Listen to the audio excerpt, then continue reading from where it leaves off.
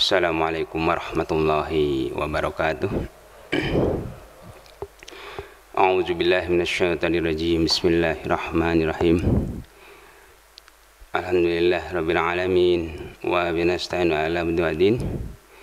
Alhamdulillah hamdan wa nastaghfiruh wa a'udzu billahi min syaitonir rajim wa a'udzu billahi min syaitonir wa a'udzu billahi syaitonir rajim. Ya ayyuhalladzina amanu taqullaha wa qulu qawlan sadida yuslih lakum a'malakum wa yaghfir lakum wa yuti'illah sebagai fajan azima. Ma'asyiral hadirin rahimakumullah. Di bagian ini kita telah berkumpul dalam rangka kajian ta'lim untuk melanjutkan kajian kita pada bulan yang lalu, di mana bahwa pada bulan yang lalu kita telah sampai kepada bab tentang mandi besar. Di dalam kitab Bulughul Maram karya Ibnu Hajar Al-Asqalani dan juga dalam kitab Fathul Qorib sekaligus dalam kitab Sabihatun Najah dijelaskan bahwa bab ini adalah dalam rangka untuk kesempurnaan ibadah kita mengenai mandi besar dan hukumnya. Dalam bab mandi besar hukumnya ini sudah masuk kepada sudah 3 pasal yang kita kaji. Pasal yang pertama yaitu tentang hal-hal yang mewajibkan mandi besar. Itu ada 6. Itu disebutkan bahwa yang 6 ini ada yang 3 ini berlaku untuk kaum Adam dan kaum Hawa, itu kaum bapak dan kaum ibu, yaitu yang 3 ini pertama adalah wahya iltiqaul hitain, yaitu ketemunya 2 hitanan. Artinya kedua ini ketemu dalam rangka melaksanakan hubungan persetubuhan dengan istri kita. Ini merupakan sebab yang pertama kita wajib mandi. Kemudian yang kedua yaitu dengan wa anjalal mani, yaitu keluar air mani.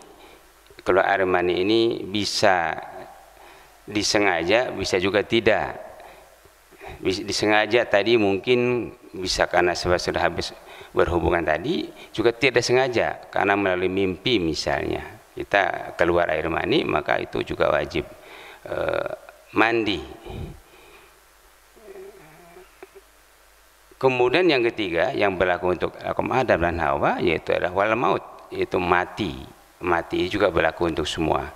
Jadi bisa mati ini mati yang biasa kecuali mati syahid. Ya, itu tidak diwajibkan dimandikan.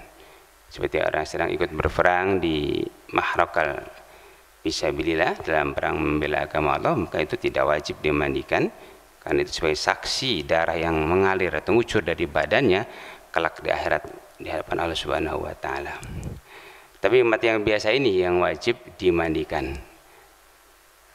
Baik laki maupun wanita, itu yang berlaku ketiga sama.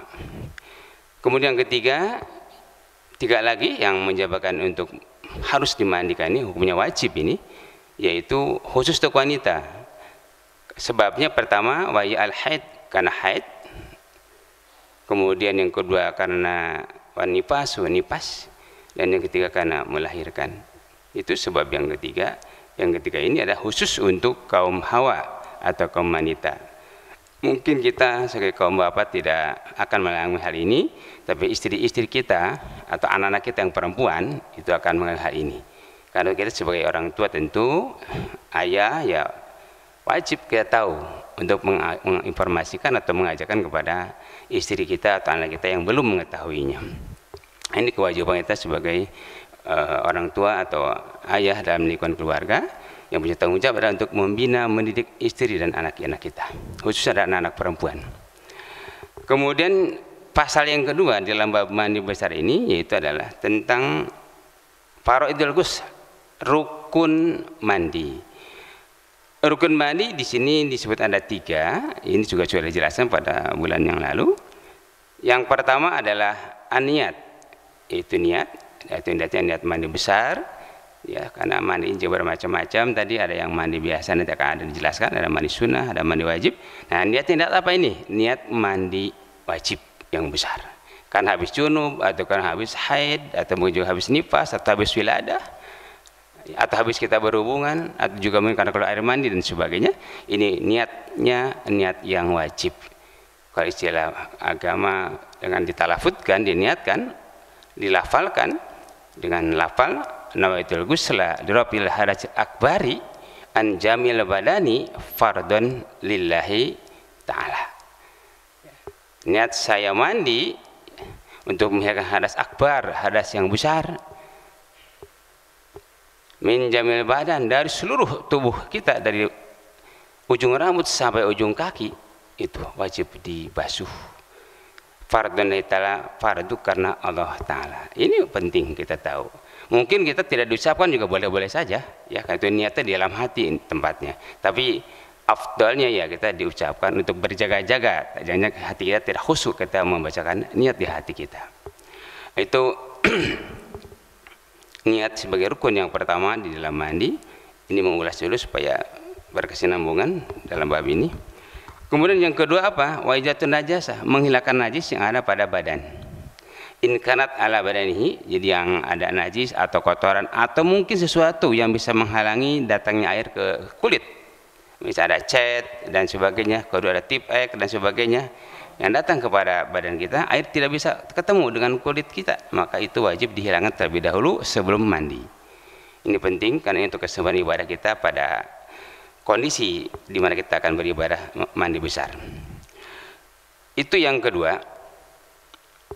Kemudian rukun yang ketiga adalah wa yusalul ma ila jamil basari wal basar, mengalirkan air ila jamil sya'ri wal basar, ke seluruh rambut dan kulit. Jadi ujung rambut sampai ujung kaki wajib terkena air. Nanti kalau terjadi sesuatu yang apa menghalangi datang air pada kulit, ulama mengatakan itu sebagai pintu awal untuk masuknya api neraka kepada badan kita. Karena itu maka ketika sedang mandi diusahakan dibersihkan dulu, jangan sampai kita ada sesuatu benda atau apa saja yang bisa menghalangi datangnya air ke kulit kita, tidak ketemu, itu tidak dibolehkan. Nanti tidak syah mandi kita. Nah kan itu maka biasakan kita sebelum mandi itu dilihat dulu badan kita apakah ada sesuatu yang sebagainya. Jangan sampai ada yang menghalangi. Demikian juga pada waktu wudu sama, ya, hanya wudu pada anggota wudu, atau kalau mandi pada anggota mandi. Kalau wudu terkait dengan rukun wudunya, tapi kalau mandi dengan rukun mandinya. Seluruh tubuh harus dialirkan air ke seluruh badan dan rambut-rambut yang ada pada badan kita. Nah itu kaitan dengan yang pasal yang kedua, yaitu mengenai rukun mandi ada 3. Kemudian pasal yang ketiga, di dalam bab mandi ini wasunanhu, sunat-sunatnya. Nah di sini sudah jelaskan juga kemarin ada 5 macam. Ada 5 macam. Ini supaya mengingatkan kembali. Yang 5 yang pertama adalah at-tasmiyah, membaca basmalah atau membaca bismillah dengan kalimat akmalnya, sempurnanya bismillahirrahmanirrahim. Setidak-tidaknya mengucapkan bismillah. Setidak-tidaknya. Ya. Kenapa Nabi katakan dalam sabdanya? Kullu abdin dibarin la yubda'u bi bismillah fa aqta ajdam. Setiap perbuatan kita tidak dimulai dengan kata-kata menyebut nama Allah bismillahirrahmanirrahim fa aqta ajdam, maka perbuatan itu adalah aqta, terputus dan rusak dari rahmat Allah Subhanahu wa taala. Kalau kita niat ibadah atau niat berbuat baik dalam ibadah maupun dalam bersosial, mulailah dengan kalimat bismillahirrahmanirrahim. Mau masuk masjid bismillah, mau makan bismillah, ya, mau minum juga bismillah, mau tidur juga bismillah. Semua dah diawali dengan kalimat Allah. Ini akan memudahkan dan menjadikan satu kesempurnaan di dalam ibadah kita, khususnya dalam hal ini adalah bab mandi. Itu sunat yang pertama. Sunat yang kedua akan dijelaskan wal wudu qablahu. Jadi wudu sebelum mandi. Nah, ini mungkin yang saya kembali jelaskan, ada mungkin sebagian yang belum pernah melaksanakan ini, ya. Karena apa ya? Karena umumnya kita kan mandi dulu baru wudu, ya. Nah, pada disunahkan oleh Rasulullah, ya, wudu dulu mandi dengan urutan. Nanti hadis, kalau di dalam hadis disebutkan bagaimana caranya di sini. Nah, ini dijelaskan dalam hadisnya. Ustaz bacakan dulu supaya nyambung. Wa Aisyah radhiyallahu anha qalat kana Rasulullah sallam idza iktasamina janabat, apabila mandi dari junub ya dimulai fayaksur dengan mencuci dua tangan. Sumai berkebiyaminihi ala yasmai, kemudian mengalirkan tangan dari kanan kepada yang kiri. Pertama cuci tangan dulu, sudah dua tangan, ambil air dengan cibuk dari tangan kanan, air ke tangan kiri, dan selanjutnya itu yang kedua caranya. Wastar itu apa? Fayaksur para jauh mencuci kehormatan kita. Laki atau wanita sama, mencuci kehormatan. Nah setelah itu baru semuanya tawadhu, berwudu secara lengkap dari mulai niat, berkumur dan selanjutnya sampai selesai. Tapi jelas di sini tidak memegang kehormatan kita. Karena kalau memegang batal lagi wudu kita nanti. Karena tadi sudah dicuci sebelum wudu. Nah itu. Nah setelah wudu selesai, nah untuk menjaga mandi kita bagaimana? Supaya khudul ma, ambillah air itu dalam dicibuk tadi. Setelah itu fayudil asabiyahu fi yusri syari', kemudian air itu dimasukkan ke jari-jari kita, kemudian masuk ke rambut kita, celah-celah di bawah rambut ini kan harus diwajib dibasuh oleh air supaya merata waktu mandi ini. Nah setelah itu apa? Sumahapana rosilah salah sahapanatin, kemudian siramlah rambut itu salah sahapan 3 siraman. Nah berarti sudah tadi selesai wudu, kemudian ambil air masuk ke rambut, di bawah celah rambut ada yang harus dibasuh, kemudian siramlah 3 kali. Habis itu bagaimana? Sum'afadhu ala sairi jasadi, kemudian ratakan air ke seluruh badan kita, dibatakan tanpa kita memegang lagi kehormatan kita, karena sudah berwudu tadi. Setelah itu selesai, summa ghasala rijlah, kemudian cucilah kedua kaki kita. Itulah urutan wudu sebelum mandi yang dicontohkan Rasulullah, dan ini hadis juga muttafaqun alaih diriwayatkan oleh Imam Bukhari dan Imam Muslim. Nah ini sebagai contoh bahwa kita sunat yang ketiga di dalam mandi ini adalah wudu sebelum mandi besar. Nah ini penjelasan seperti itu. Kemudian sunat yang berikutnya, wa imrarul yad ala jasadi, menggosok-gosok atau mengalirkan menggosok tangan kita ala jasadi, kepada jasad kita. Jadi setelah tadi mandi, waktu tadi dialirkan air itu digosok-gosok badan kita supaya ini merata ke seluruh badan kita. Itu disunatkan di dalam waktu mandi. Kemudian berikutnya wal mualatu, berturut-turut, kontinuitas, tidak terpisah. Jangan di mukanya di sini, tangan di sini, nanti giliran kaki di rumah, itu tidak. Kenapa? Karena keburu kering air gitu. Kalau sudah kering maka tidak sah mandi kita. Akan itu makanya disunahkan berkelanjutan atau berturut-turut atau kontinuitas dari mulai rukun 1 sampai rukun terakhir dalam waktu mandi. Sunat yang terakhir, wa taqdimul yumna al yusra, mendahulukan yang kanan atas yang kiri. Nah ini juga sunat di dalam waktu mandi. Nah inilah 3 pasal yang sudah kita bahas pada bulan yang silam, dan kita akan masuk ke pasal yang terakhir di dalam bab mandi ini, baru kita akan pindah kepada bab yang berikutnya. Tapi pagi ini masih kita bahas mengenai bab mandi, pasal yang keempat. Pasal yang keempat ini yang akan kita kaji pada pagi ini adalah faslun wal iktisalatu ala masnunah, yaitu mandi yang disunatkan. Kalau tadi sunnah mandi yang 5, membaca bismillah dan selanjutnya sampai kepada berturut-turut sampai kepada akhir melakukannya sampai yang kiri, itu sunatnya. Nah sekarang mandi yang disunatkan, mandi apa saja? Berarti macam-macam mandi sunat. Gitu. Yang pertama di sini ada banyak sekali ya mandi ini. Mandi yang sunat sahabat asyaragos ada 17 macam mandi sunat. Mungkin kita belum semuanya kita lakukan nih, belum semuanya, baru sebagian. Ada yang sudah, ada yang belum. Ya. Yang pertama apa? Ghusl Jum'ati, mandi hari Jumat. Nah ini ternyata sunat hukumnya. Sekali lagi kalau namanya sunat itu kata kaidah fikih, ma yusabu ala filhi wala yu'aqabu ala tarkihi. Mendapatkan pahala jika dilaksanakan dan tidak berdosa jika kita ditinggalkan. Itu namanya sunnah. Berbeda dengan yang wajib. Kalau wajib kaidah fikih mengatakan mayusabu ala fi'lihi wa yu'aqabu ala tarkihi. Mendapatkan pahala jika kita kerjakan dan tersiksa atau berdosa ketika ditinggalkan. Itu wajib. Kayak tadi mandi wajib itu mau tidak mau rukunnya harus dilaksanakan, ya. Kemudian sebabnya apa? Itu wajib hukumnya. Nah ini sekarang mandi wajib tapi hukumnya sunat. Bagaimana kaifiatnya? Cara-caranya sama seperti mandi wajib. Caranya dari mulai diguyur seluruh, meratakan ke seluruh badan dari ujung rambut sampai ujung kaki, sama meratakannya, sama kaifiatnya. Hanya yang berbeda adalah niatnya dan hukumnya, itu yang beda, ya. Cara mandi sama, mungkin tidak dijelaskan, sudah sama seperti waktu mandi wajib, hanya hukumnya adalah sunnah, ya. Dan niatnya juga niat mandi sunat, ya. Kalau tadi niatnya mandi wajib. Mandi sunat yang pertama dijelaskan di sini adalah ghusl Jum'ah, mandi pada hari Jumat. Nabi sabdakan dalam hadis ini menyebutkan bahwa sebagaimana diriwayatkan oleh Asy'amrah bin Jundab, Rasul bersabda, qala Rasulullah sallallahu alaihi wasallam, man tawadda yaumil jum'ati fiha wa ni'mah wa man iktasala fal ghusl afdal, rawahu Ahmad wal khamsah, rawahu Tirmizi. Mandi hari Jumat itu kata Rasulullah,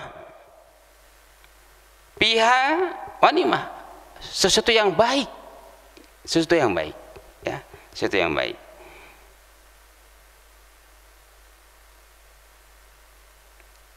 Wa man iktasala fal ghusl afdal, dan ketika mandi sebelum sholat Jumat itu afdal ibadah Jumat kita. Jadi yang wajibnya nanti Jumatnya terlaksana dan sebelumnya mandinya juga terlaksana, jadi terbawa wajib dan juga terlaksana sunnahnya. Ini merupakan satu hal yang luar biasa, ya. Karena apa? Mandi Jumat ini hal yang baik, hukumnya sunnah, niatnya juga sunnah. Tapi bagaimana kalau tidak bisa? Pak Ustaz, saya kan di kantor misalnya, ya, di kantor kan nggak mungkin lah kita mandi, ya, karena menjelang Jumat itu kan kondisi kita sedang sibuk ke pekerjaan, ya mandinya pagi sebelum, ya begitu mandi subuh diniatin untuk mandi sholat Jumat. Memang sunnahnya mendekati kita akan melaksanakan Jumat. Kenapa? Untuk menghindari bau-bau badan dan sebagainya, ya. Tapi kalau tidak mungkin lagi, ya niatkan pada waktu subuh itu kita niat mandi untuk sholat Jumat. Jadi solusinya begitu. Hadis yang kedua mengatakan masalah sholat Jumat ini diriwayatkan Abi Sa'id an Rasulullah sallallahu alaihi wasallam qala ghuslu yaumil jum'ah wajibun ala kulli muhtalimin. Ini hukumnya wajib lagi. Dalam satu hadis dikatakan Rasulullah telah bersabda, ghuslu yaumil Jumat wajib, mandi Jumat adalah wajib ala kulli muhtalimin. Setiap orang sudah mimpi atau mimpi, muhtal itu bermimpi, ihtilam, mimpi sebelumnya. Jadi kalau mungkin kan ada istilahnya qailullah, ya, tidur sebelum Jumat atau sebelum siang hari lah, antara jam 10 yang saya akan tidur ngelenyap gitu, namanya qailullah. Di situ mimpi, maka hukumnya di situ menjadi wajib. Pada hakikatnya bukan wajibnya karena sholat Jumatnya, tapi wajib karena mimpinya. Kenapa? Karena mimpi keluar air mani. Ini terutama kepada remaja, ya, yang mungkin usianya sudah dewasa tapi belum berkesempatan untuk berkeluarga. Itu mimpi bukan hanya malam, tidur siang pun juga bisa mimpi, ya. Nah, kalau kita mungkin seorang tua, ya, sudah terkurangi seksualitasnya, oh tidak, ya. Kenapa? Ya karena sudah tersalurkan biologi kita ini, sudah libidinnya juga sudah sama istri kita. Nah, kalau anak remaja yang belum nikah itu bisa mimpi di waktu malam, juga bisa mimpi di waktu siang. Nah, karena ketika terjadi mimpi sebelum sholat Jumat, maka hukum mandi menjadi wajib. Jadi wajibnya bukan karena Jumatnya, tapi karena bermimpinya di waktu tidur qailullah di siang hari. Nah, itu memang sudah terbiasa. Yang namanya mandi atau tidur qailullah itu, tidur di siang hari itu memang kebiasaan Rasulullah atau sunnah Rasulullah. Ketika ada waktu untuk tidur. Nah, kalau dari kantor di hari ini nggak mau atasan kita kerja tidur mulu katanya, malam sudah tidur, siang juga tidur, ya kapan mau kerjanya, kira-kira begitu, ya. Itu kalau di kantor, ya. Tapi kalau dulu para ulama-ulama kita, ya, setelah kajian, kan kaji biasa dimulai jam 8 sampai jam 11. Nah, saya itu menjelang zuhur mereka tidur sebentar, 30 menit lah, itu yang qailullah. sehingga butuh sholat zuhur terang lagi, ya, cerah lagi pikiran dan mata itu. Nah itu kebiasaan ulama kita seperti itu. Nah tapi ini untuk orang pekerja baik di kantor atau dimanapun kerja, di pesawahan atau di perkebunan itu tidak berlaku karena nggak mungkin tidur ketika sedang kerja ya. Tapi itu ada hukumnya sunnah. Nah itu mandi yang pertama adalah mandi salat Jumat disunahkan. Yang kedua, wal aidaini, mandi ketika sholat 2 hari raya, baik hari raya besar Idul Fitri maupun hari raya besar Idul Adha, ya disunatkan mandi sebelum pelaksanaannya. Biasa kita sholat Idul Fitri kan dilaksanakan kira-kira jam 7 gitu ya, dimanapun juga seperti itu umumnya begitu, kecuali kalau di Tanah Suci Mekah. Tanah Suci Mekah itu kemarin jam 6 ya, dimulai. Kebetulan tahun kemarin saya di Mekah atau Idul Fitri kemarin itu jam 6 sudah mulai. Jadi kita datang ke sana itu jam 2 pagi ke Masjidil Haram itu jam 2 pagi. Jadi jam 2 pagi saya sudah masjid sudah penuh. Jam 2 pagi sudah penuh. Dia bertahan dari wudhu dan untuk sholat qiyamul lail, kemudian sholat subuh sampai sholat Idul Fitri jam 6. Kita bayangkan jam 2 pagi sampai jam 6 dan selesai itu jam setengah 8. Berapa jam kita bertahan dari wudhu kita? Nah di sinilah penting terbiasa ya, biasa berwudhu dari menghindari batalnya wudhu ya. Bagaimana kalau terjadi batal? Ada solusi, yaitu kita utama kalau yang dekat dengan MCK-nya atau kamar mandinya itu bisa mendekati. Tapi kalau jauh di atas, misalnya di Masjid Milat 4, mau cari kamar mandi itu luar biasa susahnya ya. Kenapa? Pintunya saya kan ada 4 itu penuh semuanya dan nggak mungkin lewat kalau sudah penuh orang manusia di situ. Sudah sulit sekali. Mari gunakan tayamum manakala sulit untuk mendapatkan air, bisa tayamum dalam kondisi seperti itu.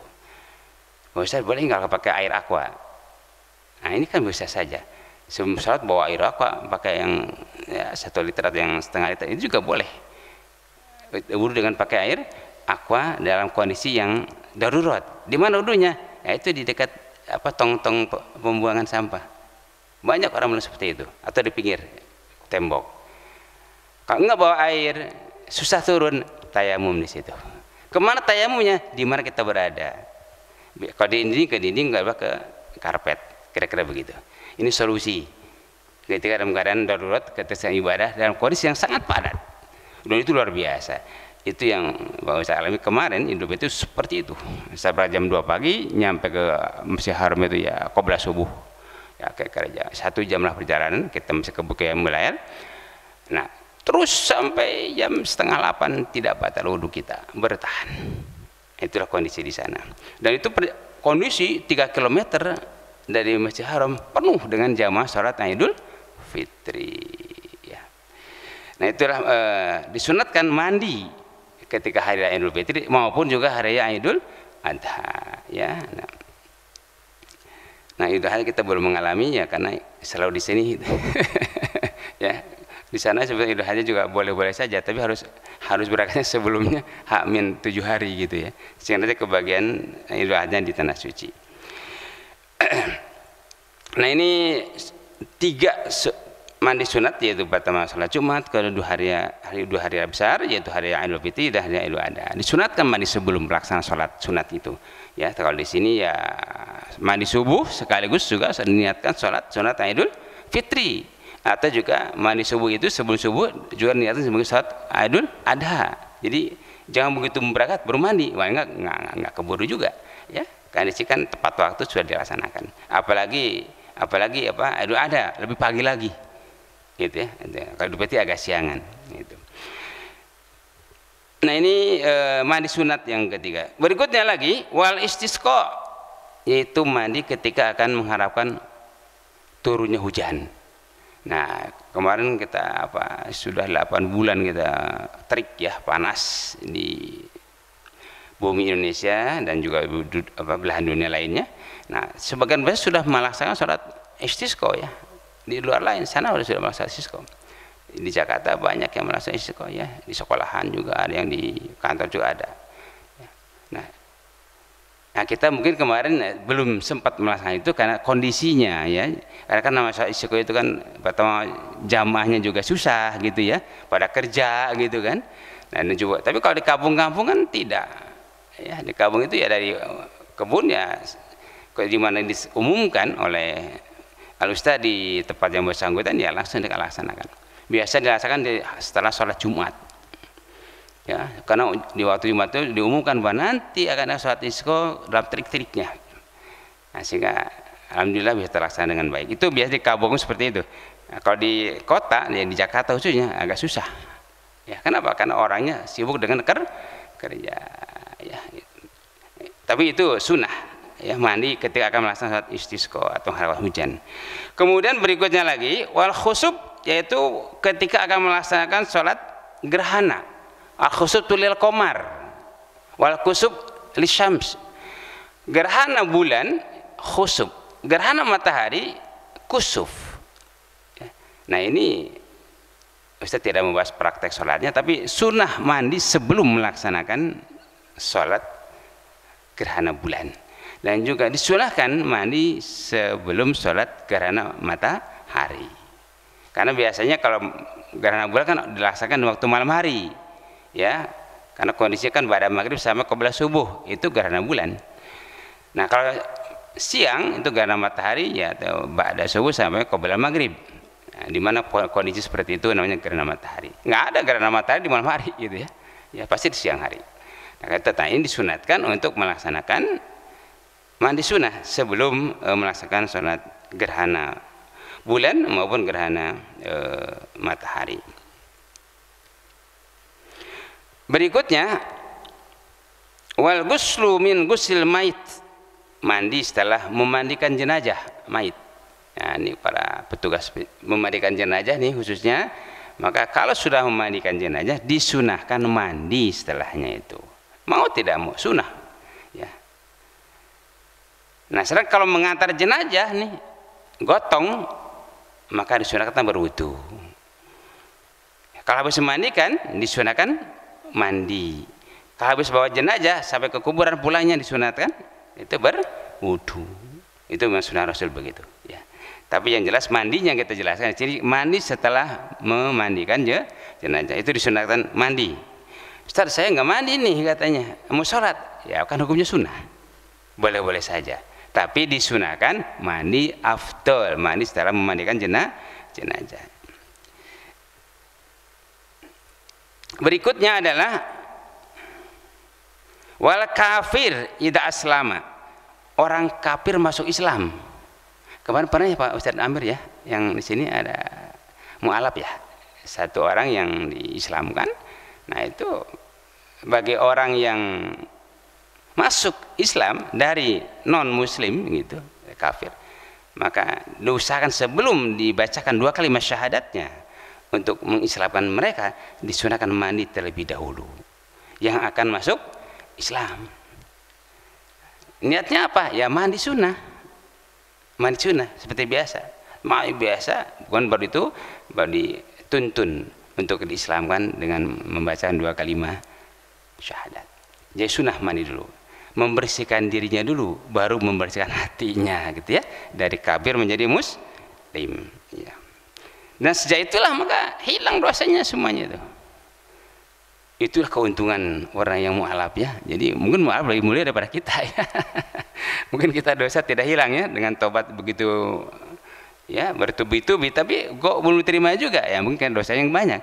Mu'alaf itu orang yang tadi dosa sebelumnya kafir ya, tapi begitu masuk Islam hilang dosanya semuanya. Sejak itulah mereka terhitung sebagai seorang muslim. Al-Islam yahdu ma qabla, Islam itu menghilangkan dosa-dosa sebelumnya. Itulah mulianya orang mu'alaf. Meninggal dunia ada halal jannah, masuk surga, belum ada dosanya ya. Anak itu maka beruntunglah para mu'alaf itu sebenarnya ya. Mudah-mudahan kita yang sudah tidak mu'alaf lagi kalau kita ya, karena lahir dalam keadaan muslim, insyaallah kita ada halal jannah. Taubatan nasuha qabla al-maut, taubatnya sebelum meninggal, itu syaratnya. Itu mandi berikutnya setelah orang kafir masuk Islam disunahkan untuk mandi. Ustaz kalau nggak bisa mandi gimana? Itu kan bisa saja terjadi ya. Air tidak ada, tapi dia mau masuk Islam, apakah harus mandi? Tidak, darurat, namanya hukumnya sunnah. Tapi kalau ada air dan wajiblah mandi dulu lah kita, supaya bersih hatinya dan bersih badannya. Ya, ini kalau tidak ada air, ya itu apa boleh buat kan? Orang mau masuk Islam, mana yang wajib? Masuk Islamnya atau wudhu mandinya? Maka yang wajib masuk Islamnya. Dahulu kan masuk Islam dulu, mandi belakangan. Enggak ada air kok. Kalau ada air ya mandi dulu, baru bacain 2 kalimat syahadat. Ya, ini kronologisnya seperti itu. Jadi mandi sunat adalah ketika orang akan masuk Islam dari non muslim. Berikutnya wal majnun, orang gila, wal magma, dan orang mabok gitu ya. Idza afaqa, apabila dia sembuh dari gila dan maboknya. Ya. Orang gila kan nggak tahu apa gila itu gila beneran alamiah atau gila buat-buatan. Ada kan begitu ya, pura-pura gila gitu. Nah ini apa iya gila? Kayaknya kenanya gila tuh nggak ada buat-buatan ya. Ya. Kalau mabok mungkin minum air keras, minum minuman keras mabok. Tapi kalau gila kan enggak. Ya. Gila ya gila gitu kan. Sembuhnya ya diobati kan begitu. Nah apabila sembuh dari gila itu maka sunnah mandi. Orang mabok habis minum yang keras, apabila sembuh dari maboknya, kan orang mabok mungkin ya yang kita kan belum pernah mengalami minum keras itu ya, melihat mohon maaf orang yang mabok itu nggak ada tenaganya. Ya kalau gitu orang mabok kan sok gitu ya, wah teriak dan sebagainya, bicara di luar batas kan gitu ya, seperti orang yang luar biasa kekuatannya. Padahal kita jorogin aja, pasti dia jatuh. Kenapa? Orang mabok nggak ada tenaga itu. Nah ketika sembuh dari maboknya itu ya, atau seperti itu ya, dengan cara bagaimana waktu alam ya, karena habis minuman keras dan sebagainya, disunahkan mandi ya itu. Jadi pada hakikatnya kalau orang mabok jangan takut ya, karena itu nggak ada tenaganya. Yang punya tenaga kita yang sehat gitu. Ya kita kuat tenaganya, yang mabok nggak ada tenaganya. Ya nggak ada. Maka karena itu maka ya yang mabuk itu didekatin, kasih nasihat setelah sembuhnya. Kalau itu mabuk jangan kasih nasihat, nggak ngerti apa-apa dia ya, tapi usahakan mereka harus dimandi setelah mabuknya itu sendiri. Tapi ya dia tidaklah merupakan satu kekuatan, tapi bagian dari satu kehancuran dan kelemahan dirinya ketika dia mabuk ya. Berikutnya adalah wal ghusl indal ihram, mandi akan melaksanakan ihram. Ihram di sini ada 2, ada ihram haji, ada ihram umroh. Ini juga ada 2 lagi, ada yang wajib, ada yang sunnah. Ihram haji misalnya ketika akan melaksanakan haji, ya, yang gelombang 1 kalau haji itu biasanya ihramnya itu dari Madinah Bir Ali menuju ke Mekah. Di situ adalah ihram umroh didahulukan. Nah ini hukumnya kalau ihram umroh ya sunnah juga, tapi sunat mandinya di situ. Ya, Pak Ustaz, saya kalau nggak bisa mandi waktu di Madinah, pasti bisa jawabannya. Kenapa? Karena jamaah haji yang ada dari Indonesia itu baik di Madinah gelombang 1 maupun gelombang 2 nanti di King Abdul Aziz sudah tersiapkan untuk kamar mandi. Itu sudah pasti disiapkan. Nah itu sudah ada di King Abdul Aziz, di 400 keran itu ada kamar mandi itu. Dan secara bergantian itu akan bisa terlaksana mandi ihram di King Abdul Aziz. Demikian juga di Madinah akan terlaksana juga mandi ihram di Madinah. Ini sunat mandi ihram dulu. Pertanyaannya, bagaimana kalau tidak mandi? Apakah sah ihramnya? Sah. Ya. Kalau ketiadaan air, misalnya ada musim panas yang luar biasa, air di kamar, di gedung-gedung di mana di hotel jamaahnya tinggal kering, tidak ada air karena suplainya air tidak ada, ya, atau juga di King Abdul Aziz juga karena sesuatu hal sehingga tidak ada suplai air, itu boleh dengan cara tayamum, ya, kalau tidak ada air. Nah ini jadi agama dalam ini Islam tidak ada ibadah yang memberatkan, selalu ada solusinya. Selalu ada solusinya, ya. Walaupun dirasakannya berat itu bagi yang tidak terbiasa, tapi yang terbiasa insya Allah menjadi ringan. Karena semangat tauhid adalah dalam ini yang berat akan terasa ringan, yang besar dipandang kecil, yang sulit akan terasa mudah. Itu karena semangat tauhid sebagai seorang muslim. Ya, nah ini kaitan dengan apa? Mandi ihram itu disunahkan sebelum ihram dirasakan, baik ihram haji maupun ihram umrah. Pertanyaan kedua, bagaimana umrah sunnah? Ada dua, ada umrah wajib, ya. Maka itu tadi yang bergandengan sama haji. Nah, ada yang umrah sunat. Ketika kita sedang ada di tanah suci, di pondokan Mekah, ingin umrah sunat, ngambil mikotnya dari Tanim atau ngambil dari Zirona. Nah, ini tetap untuk umrah sunnah pun disunahkan mandi ihram. Ya. Jadi nanti kalau sudah Bapak semuanya sudah terpanggil untuk ibadah haji, sudah ada panggilannya, itu tadi. Sunnah-sunnah mandi di situ akan terlaksana ketika ihram, baik ihram yang wajib tadi, haji wajib, atau umrah sunnah ketika sudah sampai di Mekah. Itu ada waktu panjang, kayak kita punya tempat nikah haji itu ada 23 hari di Mekah, 8 hari di Madinah, kira-kira 40 hari dengan perjalanan. Itu ada hari-hari 23 hari itu di Mekah. Selain menggunakan yang wajibnya, kita gunakan juga untuk umrah sunnah. Ya minimal ya seminggu 2 kali. Ketika kita tidak melaksanakan yang wajibnya. Kalau tiap hari mungkin kecapean ya, khawatir pada waktu wukuf wajibnya nanti di Arafah kita sakit. Nah, tapi minimal ya seminggu itu 2 kali.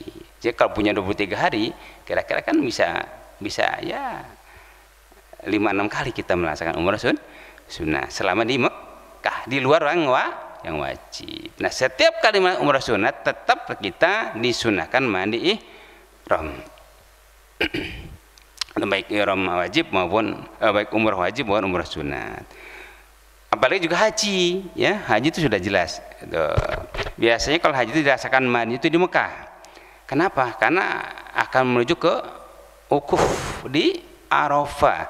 Nah, mandi ihramnya di mana? Di pondokan Mekah. Pertanyaannya, bagaimana kalau kondisi itu tidak ada air di pondokan? Karena jamaah semua sudah kumpul di Mekah. Suplai air ke pondokan sulit. Kenapa? Karena jalan tertutup oleh padatnya manusia. Nah, ini persoalan terjadi. Sering-sering terjadi H-3 dari wukuf di Arafah.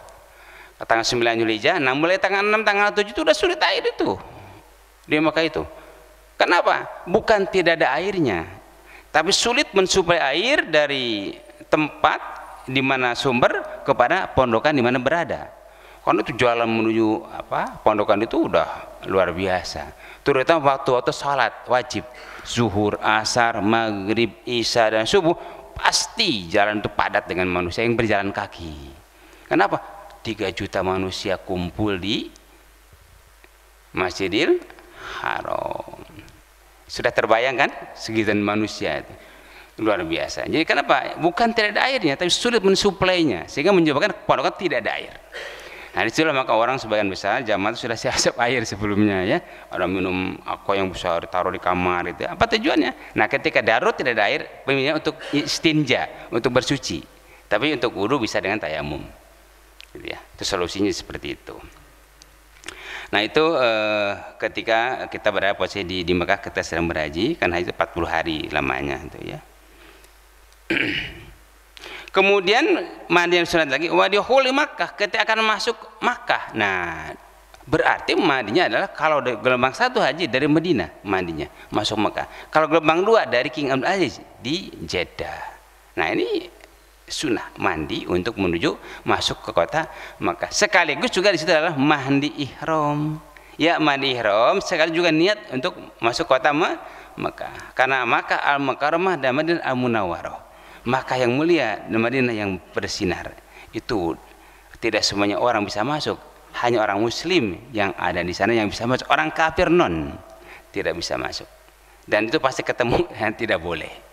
Jadi itu kalau masuk kota Mekah, baik melalui Madinah, beralih juga melalui King Abdul Aziz menuju ke Mekah, jarak antara Madinah sampai ke Mekah itu 486 kilo. Jarak daripada Jeddah ke Mekah itu adalah 70 kilo.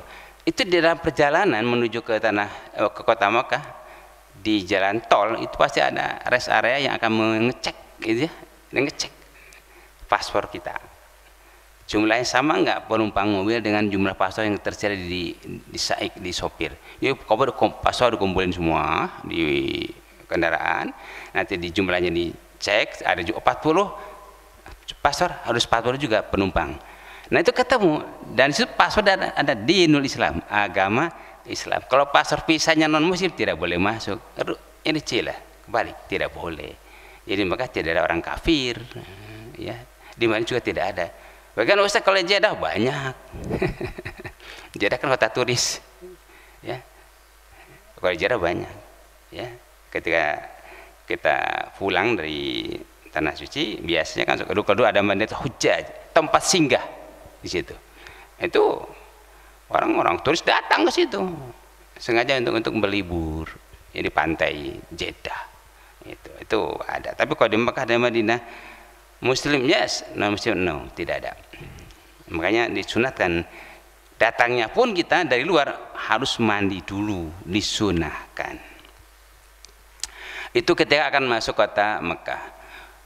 Walil wukuf di Arafah, dan juga ketika akan wukuf di Arafah. Nah ini kalau wukuf di Arafah itu pasti ini wajib, mandi wajib, haji wajib, karena salah satu rukun haji yang membedakan antara umroh dengan haji adalah wukuf.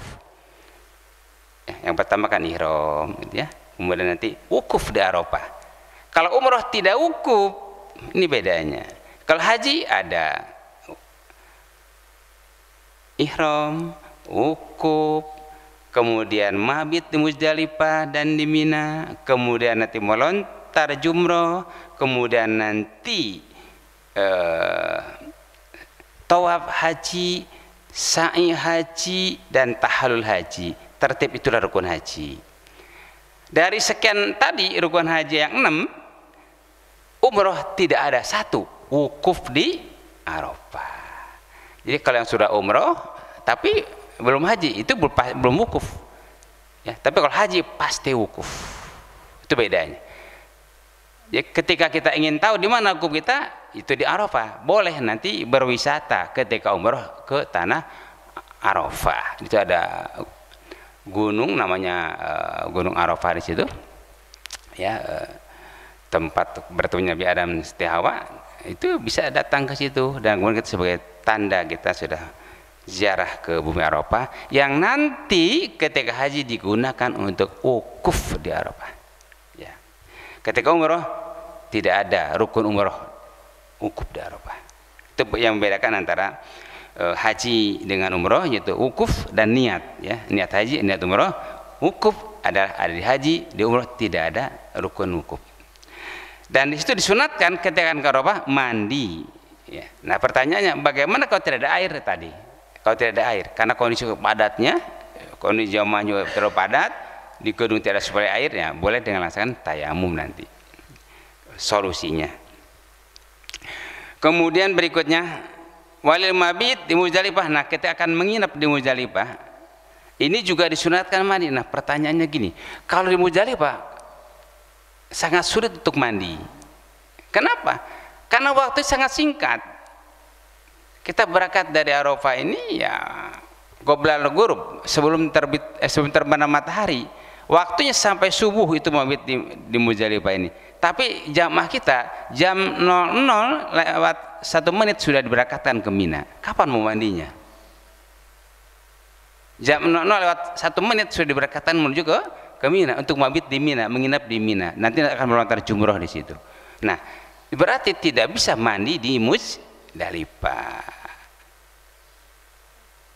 Selain memang tidak bisa karena waktu sangat sempit, juga tidak ada air untuk dibolehkan mandi. Hanya ada air untuk istinja. Untuk buang air kecil atau buang air besar boleh. Tapi itu juga memang terbatas sekali di Muzdalifah ini. Kenapa? Karena digunakan sekali dalam setahun. Yuk ketika akan musim tiba disuplai itu air ke kamar mandi di wilayah Muzdalifah dan wilayah Mina. Selain itu tidak digunakan lagi sampai lama 10 bulan. Gitu ya. Jadi otomatis airnya sangat terbatas. Jadi tidak mungkin bisa mandi di Muzdalifah. Tapi boleh suruh cara dengan cara tayamum, akan mendapat pahala yang sama, pahala sunnah. Berikutnya lagi walirabbil Jumat as-salas, yaitu setelah melontar jumroh yang 3. Ya, melontar jumroh yang 3 disunahkan juga mandi. Karena di situ ada namanya hari tasyrik ya. Hari tasyrik, hari Idul Adha itu hari pertama hari Idul Adha, kemudian berikutnya ada hari tasyrik. Itu tanggal 10 Zulhijjah plus mulai tanggal 11, 12, 13 Zulhijjah itu hari tasyrik. Nah di situ disunatkan selama 3 hari tanggal 11, 12, 13 melontar 3 jumroh. Di sini salah jamarat 3 jumroh, berarti mulai jumratul ula, jumratul wusta, dan jumratul aqobah. 3 jumroh disunatkan pada 3 hari itu. Ya, pada hari pertamanya tanggal 10-nya tidak disunatkan mandi. Kenapa? Karena baru nyampe dari mana? Baru nyampe dari Arafah ke Mina. Dan di situ ada satu kewajiban melontar 1 saja, yaitu adalah jumratul aqobah. Tanggal 10 hanya 1 yang diwajibkan melontar jumrah aqobah. Tanggal 11-nya Zulhijjah sampai tanggal 12, 13 3 hari diwajibkan melontar 3 sekaligus. Ula, wusta, dan aqobah. Nah, pada waktu itulah maka disunatkan mandi tanggal 11, 12, 13. Tanggal 10 tidak disunatkan mandi ya, karena baru nyampe ke Mina. Nah, baru kalau setelah melontar jumratul aqobah pada tanggal 10 untuk membersihkan badannya boleh dalam kata tahallul, namanya tahallul awal. Nah, itu boleh mandi sunnah. Tapi kalau awalnya tidak disunatkan atau sebelumnya tidak disunatkan, tapi kalau tanggal 11, 12, 13 disunahkan mandi akan melontar jumrah. Nah ini mandi ketika akan melontar jumrah. Kapan dilaksanakannya? Waktu haji. Waktu umrah tidak ada melontar jumrah. Jadi waktu umrah tidak ada. Tidak ada wukuf, tidak ada mabit di Mina, tidak ada mabit di Muzdalifah, tidak ada melontar jumrah, itu ketika umrah. Waktu haji ada semua. Berikutnya yang disunat adalah walid tawaf lisai, akan melaksanakan tawaf dan sa'i. Sunat juga mandi. Ya. Baik tawaf wajib maupun tawaf sunnah. Kalau tawaf wajib pasti, karena sebelum niat sudah mandi. Ya.